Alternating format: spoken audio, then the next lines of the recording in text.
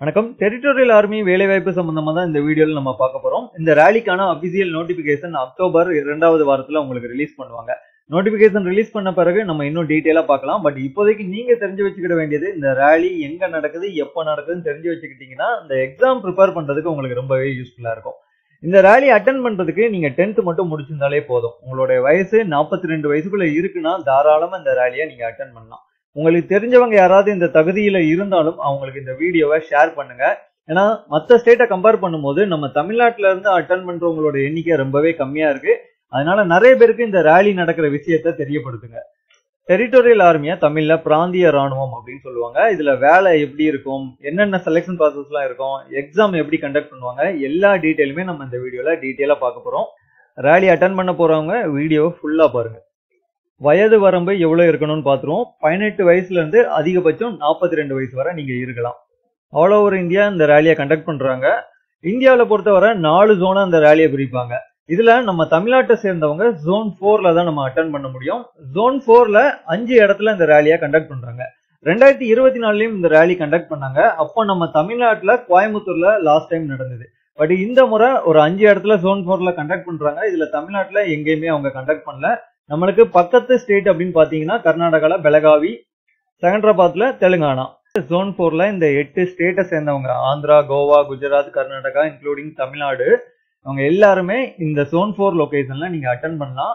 Last 2024லயும் உங்களுக்கு இந்த 5 இடத்துல நடந்தது. 2024ல அந்தமான்ல மட்டும் தமிழ்நாட்டை சேர்ந்தவங்க மீதி சவுத் ஸ்டேட் எல்லாம் அட்டென்ட் பண்ண முடியாத மாதிரி இருந்தது. பட் நோட்டிபிகேஷன் நம்ம ரிலீஸ் ஆன பிறகு இன்னும் ஃபுல் டீட்டெயிலா எங்க நடக்குது, எப்போ நடக்குதுங்கிறத இன்னும் ஃபுல்லா நம்ம டீட்டெயிலா பார்க்கலாம்.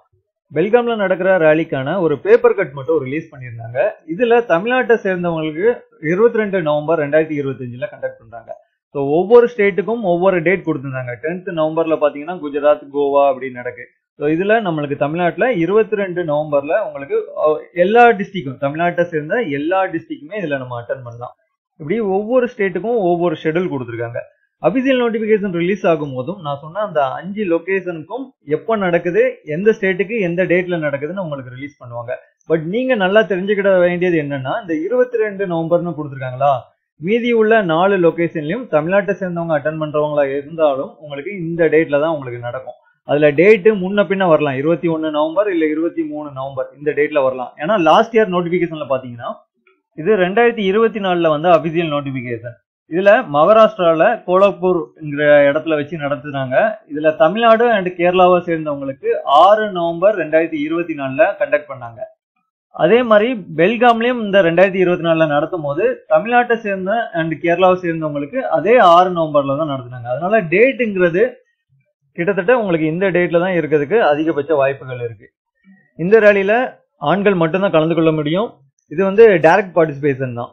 இது ஓப்பன் ரேலிங்கிறதுனால நீங்க டைரக்டா போயிட்டு பார்ட்டிசிபேட் பண்ற மாதிரி இருக்கும். பெல்காம்ல இந்த ரேலியோட location Rashtriya military school stadium பெல்காவில நடக்குது. இப்போ உங்களுக்கு 22ஆம் தேதி ரேலி நடக்குன்னா நீங்க 21ஆம் தேதியே நைட்டு இந்த ஸ்டேடியத்துல போயிட்டு ரிப்போர்ட் பண்ண ஆரம்பிச்சிடணும். உங்க கேட்ல உங்களுக்கு உங்களுடைய டாக்குமெண்ட்ஸ் எல்லாம் செக் பண்ணிட்டு உள்ள அலோவ் பண்ணுவாங்க 22 நவம்பர்ல. கல்வி தகுதி என்னென்ன இருக்கணும்னு பாத்துருவோம். இதுல soldier GD, soldier clerk and soldier tradesman இப்படின்னு ஆள் எடுக்கிறாங்க.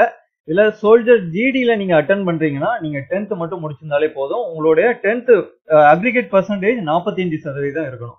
இதே இது நீங்க சோல்ஜர் கிளர்க்குக்கு அப்ளை பண்றீங்கன்னா 12th முடிச்சிருக்கணும். 60% டோட்டல் மார்க் நீங்க எடுத்திருக்கணும். சோல்ஜர் ட்ரேட்ஸ்மேனுக்கு அப்ளை பண்றீங்கன்னா 10th மட்டும் பாஸ் ஆயிருந்தா போதும். ஜஸ்ட் பாஸ் ஆயிருந்தாலும் இதுல நீங்க அட்டென்ட் பண்ணலாம்.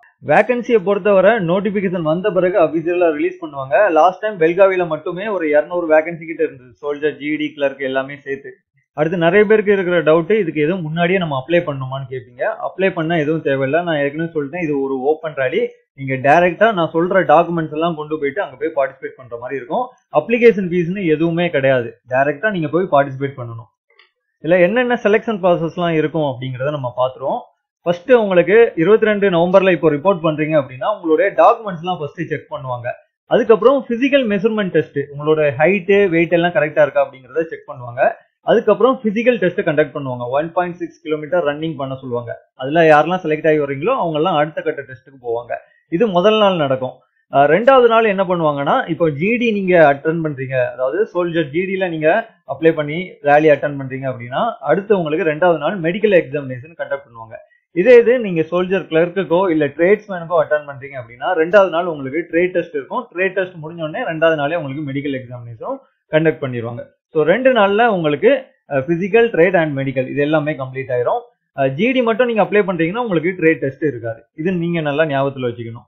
ஓகே, இப்போ நவம்பர் மாசம் உங்களுக்கு மெடிக்கல் எல்லாம் முடியுது அப்படின்னா ஜனவரி இல்ல பிப்ரவரி மாசம் அடுத்த வருஷம் 2026ல ரிட்டன் எக்ஸாம் உங்களுக்கு ஸ்டார்ட் பண்ணிடுவாங்க. அதனால ரிட்டன் எக்ஸாமும் நீங்க இப்ப இருந்தே ப்ரிப்பேர் பண்ண ஆரம்பிச்சிருங்க.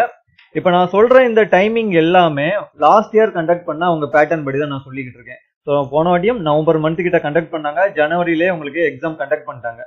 ஸோ அதனால ரிட்டன் எக்ஸாம் உங்களுக்கு சீக்கிரமாவே வந்துடும். அதுக்கும் சேர்த்து நீங்க ப்ரிப்பேர் பண்ண ஆரம்பிச்சிருங்க. அதுக்கப்புறம் April month merit list release ஆயிரும். ஜூன் மந்த் கிட்ட உங்களுக்கு வேலை வாய்ப்பு ஆஃபர் லெட்டர் வந்துடும். இப்போ எழுத்து தேர்வு எப்படி நடக்கும், என்ன பேட்டர்ன்ல கேட்பாங்க அப்படிங்கறத பாத்துருவோம். சோல்ஜர், ஜிடி அண்ட் ட்ரேட்ஸ்மேனுக்கு ஒரே எக்ஸாம் பேட்டர்ன் தான். உங்களுக்கு 3 சப்ஜெக்ட் கேட்பாங்க. ஜெனரல் நாலேஜ் 20 கொஸ்டின் கிட்ட வரும். ஜெனரல் சயின்ஸ்ல இருந்து 15 கொஸ்டின், எலிமெண்டரி மேத்தமெட்டிக்ஸ்ல இருந்து 15 கொஸ்டின் கேட்பாங்க. ஸோ டோட்டலா 50 கொஸ்டின் கேட்பாங்க.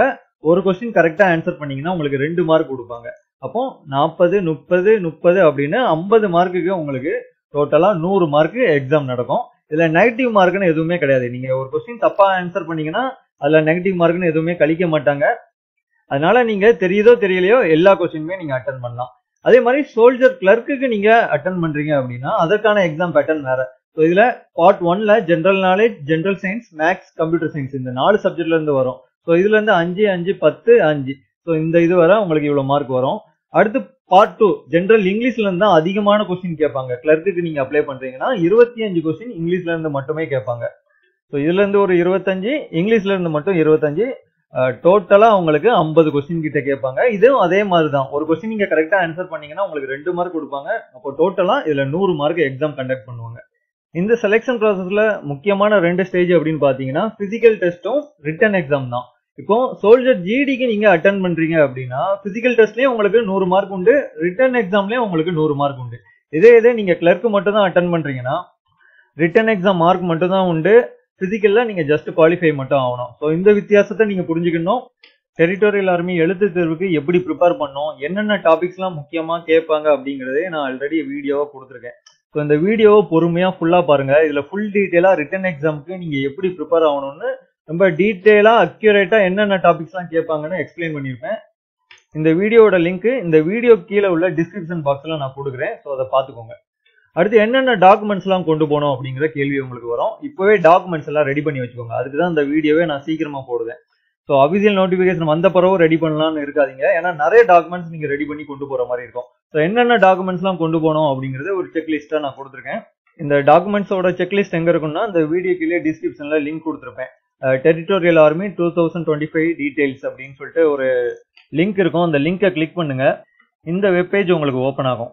ஸோ இதுல அப்படியே நீங்க கீழே வந்தீங்கன்னா இந்த டெரிட்டோரியல் ஆர்மி 2025 பார்த்தீங்கன்னா ஃபுல் டீடைலுமே கொடுத்துருப்பேன். ஸோ பெல்காவில எங்க நடக்கு, அதே மாதிரி நோட்டிபிகேஷன் வந்த பிறகும் என்னென்ன லொகேஷன்லாம் அப்டேட் ஆயிருக்கோ அது எல்லாமே இதுல நம்ம அப்டேட் பண்ணிடும். இதுல இந்த ரெக்யூர்ட் டாக்குமெண்ட்ஸ் செக்லிஸ்ட் அப்படின்னு இருக்கா, இதுல உள்ள எல்லா டாக்குமெண்ட்ஸுமே நீங்க கண்டிப்பா கொண்டு போகணும். ஸோ இதை ஒரு வாட்டி பார்த்து நீங்க இதுல உள்ள டாக்குமெண்ட்ஸ் எல்லாம் இருக்கான்னு பாத்துக்கோங்க. இப்போ பர்த் சர்டிபிகேட் நிறைய பேருக்கு இருக்காது.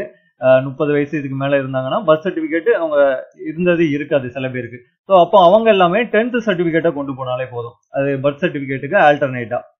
அடுத்து educational certificate, domicile certificate, Aadhaar card, PAN card, இந்த மாதிரி எல்லா டாக்குமெண்ட்ஸுமே நீங்க கொண்டு போகணும். ஸோ என்னென்ன டாக்குமெண்ட்ஸ்லாம் எப்படி நீங்க ரெடி பண்ணணும் அப்படிங்கறத நான் ஆல்ரெடி இந்த இதுல வீடியோவா கொடுத்துருக்கேன். இந்த லிஸ்ட்டுக்குள்ளே வீடியோ கொடுத்துருக்கேன். இந்த வீடியோ பார்த்து இந்த டாக்குமெண்ட்ஸ் எல்லாம் இப்பவே ரெடி பண்ண ஆரம்பிச்சுக்கோங்க. ஏன்னா டாக்குமெண்ட்ஸ் எல்லாம் ரெடி பண்ணி வைக்கிறது தான் ரொம்ப பெரிய வேலையா உங்களுக்கு இருக்கும். அடுத்து பிசிக்கல் டெஸ்ட் பத்தி நம்ம பாத்துருவோம். டெரிட்டோரியல் ஆர்மில ஃபர்ஸ்ட் ஈவெண்ட்டே உங்களுக்கு பிசிக்கல் டெஸ்ட் தான் கண்டக்ட் பண்ணுவாங்க. இப்ப இருந்து பாத்தீங்கன்னா ஒரு 50 நாள் உங்களுக்கு ப்ரிப்பேர் பண்றதுக்கு டைம் இருக்கு. நல்லா பிராக்டிஸ் பண்ணுங்க. பிசிக்கல் டெஸ்ட்டை பொறுத்தவரை 4 ஈவெண்ட் கண்டக்ட் பண்ணுவாங்க. ஃபர்ஸ்ட் உங்களுக்கு ரன்னிங் இருக்கும், அடுத்து புல்அப்ஸ், அடுத்து பேலன்ஸ், அடுத்து டிச் ஜம்ப். இதுல நீங்க நல்லா பிராக்டிஸ் பண்ண வேண்டியது ரன்னிங்கும் புல்அப்ஸும் தான். இதுதான் கஷ்டமா இருக்கும். அடுத்து இதுல 18 to 42 வயசு வரை அட்டன் பண்றாங்கிறதுனால 2 கேட்டகரியா பிரிக்காங்க. 18 to 30 வயசு வரை உள்ளவங்களுக்கு ஒரு ரன்னிங் டைமிங் கொடுக்குறாங்க. அதே மாதிரி 31 to 42 வயசு வரை உள்ளவங்களுக்கு ஒரு ரன்னிங் டைமிங் கொடுக்குறாங்க. புல்அப்ஸ்லயும் அதே தான் சொல்றாங்க. ஸோ 2 கேட்டகரியா பிரிச்சு அதுக்கு தான் மார்க் கொடுக்குறாங்க. இதுல நீங்க நல்லா ஞாபகம் வச்சுக்கிட வேண்டியது என்னன்னா ஜிடி, ட்ரேட்ஸ்மேன், கிளர்க்குன்னு நிறைய போஸ்ட் இருக்கு. இல்ல ஜிடிக்கும் ட்ரேட்ஸ்மேனுக்கும் நீங்க அட்டன் பண்றீங்க அப்படின்னா பிசிக்கலுக்கு உங்களுக்கு மார்க் உண்டு. இதே கிளர்க்ல நீங்க அட்டன் பண்றீங்க அப்படின்னா பிசிக்கல்ல உங்களுக்கு மார்க் கிடையாது. பட் அவங்க கொடுத்துருக்க அந்த டைமிங்குள்ள நீங்க ஓடி முடிக்கணும். ஜஸ்ட் உங்களுக்கு குவாலிஃபை ஆனா போதும். ரிட்டன் எக்ஸாம்ல மார்க்கை சோல்ஜர் கிளர்க்கு கன்சிடர் பண்ணுவாங்க. But general duty, tradesman, physical நல்லா ப்ரிப்பேர் பண்ணுங்க. இதுல இவங்க இங்க டைமிங் கொடுத்துருக்காங்க. 5 நிமிஷம் 30 செகண்டுக்குள்ள ஓடி வரவங்களுக்கு நம்ம ஃபுல் மார்க் கொடுப்போம் அப்படின்னு சொல்லியிருக்காங்க. அதுக்கப்புறம் நீங்க ஓடி முடிச்சீங்க, அந்த டைமிங் கொடுத்துருக்காங்க. 45 செகண்டுக்குள்ள ஓடி முடிக்கிறவங்களுக்கு 40 மார்க் செகண்ட் பேட்ச்ல வருவோம்னு சொல்லியிருக்காங்க. ஸோ இதுல இந்த டைமிங்கை நீங்க பார்க்காதீங்க. எப்போதுமே ஃபர்ஸ்ட் பேட்ச்ல வர பாருங்க. டெரிட்டோரியல் ஆர்மியை பொறுத்தவரை பிசிக்கல் கஷ்டமா தான் இருக்கும். அடுத்து இதுல பிசிக்கல் ஸ்டாண்டர்ட் ஹைட் மினிமமா நீங்க 160 சென்டிமீட்டர் இருந்தாலே போதும். இந்த ரேலியை நீங்க அட்டன் பண்ணலாம். செஸ்ட் உங்களுக்கு 77 சென்டிமீட்டர் நார்மலா இருக்கணும். எக்ஸ்பேண்ட் பண்ணும்போது 5 சென்டிமீட்டர் எக்ஸ்பேண்ட் ஆகணும். அவ்வளவுதான். ஹைட்டுக்கு ஏற்ற வெயிட் இருக்கணும்னு சொல்லியிருக்காங்க. இந்த டெரிட்டோரியல் ஆர்மிக்கான டீட்டெயில் எல்லாமே நான் இதுல கொடுத்துருக்கேன். ஸோ இதை பாருங்க. ப்ரீவியஸா 2024 நடந்த நோட்டிபிகேஷனும் இதுல நான் கொடுத்துருக்கேன். இங்க பாத்தீங்கன்னா டிஏ ஆர்மி ஜோன் 4 நோட்டிபிகேஷன் 2024 இருக்கா. இதை நீங்க டவுன்லோட் பண்ணி இதுல உள்ள ஃபுல் டீட்டெயிலுமே பாத்துக்கலாம். எப்படி நடந்தது, என்னென்ன டைமிங் கொடுத்துருக்காங்க அப்படிங்கிறத நீங்க ஃபுல்லா பாத்துக்கோங்க. அதே மாதிரி 2025 நோட்டிபிகேஷன் வந்த பிறகு அப்டேட் பண்ணிடுவோம். அதே மாதிரி ரேலி அட்டன் பண்ண போறவங்க பிசிக்கலும் ரிட்டனும் ரெண்டுமே ஸ்ட்ராங்கா இருக்கணும். ரிட்டன் எக்ஸாம் அப்பதான் அப்படின்னு நீங்க ப்ரிப்பேர் பண்ணாம இருக்காதீங்க. இப்போ இருந்து ப்ரிப்பேர் பண்ண ஆரம்பிச்சிருங்க. ரிட்டன் எக்ஸாமுக்கு எப்படி படிக்கணும், என்னென்ன சிலபஸ் உண்டு அப்படிங்கறத இந்த வீடியோ லிங்க்ல கொடுத்துருக்கேன். இந்த வீடியோ பார்த்து அதுக்கு ப்ரிப்பேர் பண்ண ஆரம்பிச்சிருங்க. இந்த ரெக்ரூட்மெண்ட் சம்பந்தமா எந்த ஒரு டவுட் இருந்தாலும் நம்மளுடைய கமெண்ட் செக்ஷன்ல கேளுங்க. கண்டிப்பா நான் உங்களுக்கு ரிப்ளை பண்றேன். இந்த ரேலிக்கான எலிஜிபிலிட்டி நான் இந்த வீடியோல சொன்ன மாதிரி இருந்ததுன்னா கண்டிப்பா இந்த ரேலி அட்டன் பண்ணுங்க. உங்களுக்கு தெரிஞ்சவங்க யாராவது இந்த இதுல எலிஜிபிளா இருந்தாலும் அவங்களுக்கு இந்த வீடியோவை ஷேர் பண்ணுங்க. நிறைய பேர் இந்த முறை தமிழ்நாட்டில இருந்து அட்டன் பண்ணணும். இந்த டெரிட்டோரியல் ஆர்மி ரெக்ரூட்மெண்ட் சம்பந்தமா அடுத்தடுத்த அப்டேட் தெரிஞ்சுக்க நம்மளுடைய சேனலை சப்ஸ்கிரைப் பண்ணி வச்சுக்கோங்க. நன்றி, வாழ்த்துக்கள்.